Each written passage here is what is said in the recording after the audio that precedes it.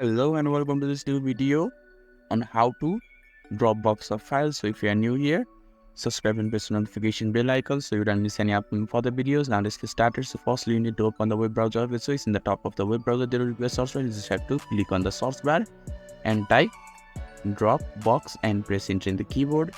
Now the search results will be shown to you. You just have to click on the first search result, that is Dropbox.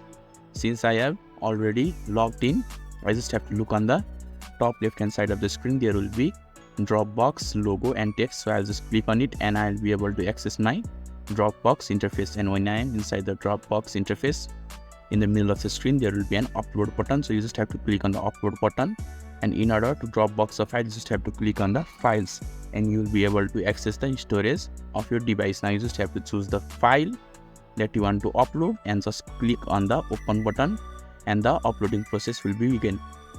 So this is how you can easily Dropbox a file. So if this video is helpful to you, don't forget to leave a like button. Thank you.